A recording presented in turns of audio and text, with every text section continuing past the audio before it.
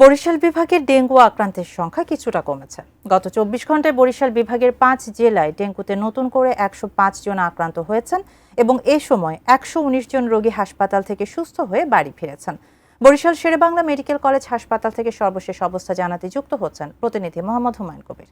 হুমায়ুন কবির, কি অবস্থা দেখতে পাচ্ছেন সেখানে? হাসপাতালের অবস্থা কি বা সেবা নিতে আসা রোগীরা কি বলছেন?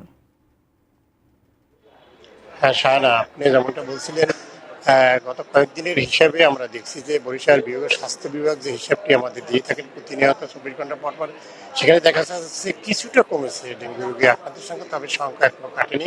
আমি রয়েছি বরিশাল শেরেবাংলা মেডিকেল কলেজ হাসপাতালে। আমি সকাল থেকে হাসপাতালে রয়েছি, কিন্তু আমি সকাল থেকে দেখলাম, যদিও ওই রিপোর্টটি ছিল সকাল ৮টা পর্যন্ত, এখন দেখলাম যে রুগী আসছে, সে ডেঙ্গু আক্রান্তের সংখ্যা আসছে এবং বেশ সকাল থেকে কয়েকজন রুগী এখানে আসছে এবং ভর্তি হয়েছে।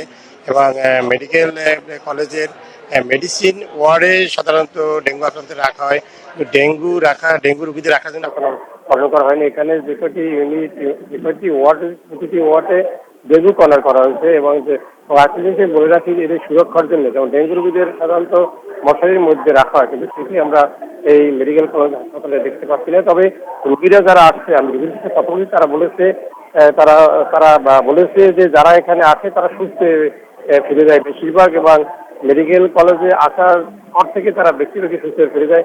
আরেকটি জিনিস বলতে পারি যে অন্যান্য বছরের চেয়ে এবার কিন্তু ডেঙ্গুতে বরিশাল শেরেবাংলা মেডিকেল হাসপাতালে মৃত্যুর সংখ্যা খুবই কম।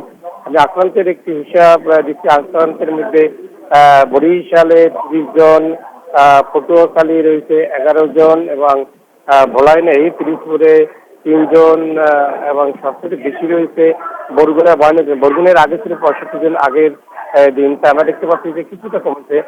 আর এদিকে ৩৯৩ জন রোগী এখনো বরিশাল শেরেবাংলা মেডিকেল হাসপাতাল সহ বরিশাল বিভাগের বিভিন্ন হাসপাতালে চিকিৎসাধীন রয়েছে, এবং এখন পর্যন্ত ৩২,০০০-এর বেশি রোগী এখানে ভর্তি হয়েছে, এবং ইতিমধ্যে ২৮,৮৮৭ জন রোগী তারা সুস্থ বাড়ি ফিরিয়েছে। আমরা একটি জিনিস বলতে পারি যে এবার আমরা যদি দেখতে পাচ্ছি যে শেরেবাংলা মেডিকেল হাসপাতাল এবং বিভিন্ন হাসপাতালে পর্যাপ্ত পরিমাণ ওষুধ রয়েছে এবং কোনো রকম সমস্যা আমরা দেখতে পাচ্ছি না, রোগীরাও বলছে তারা সুস্থ পাচ্ছে। এই ছিল আমার কাছে বরিশালে করোনা, বরিশাল ডেঙ্গু পরিস্থিতির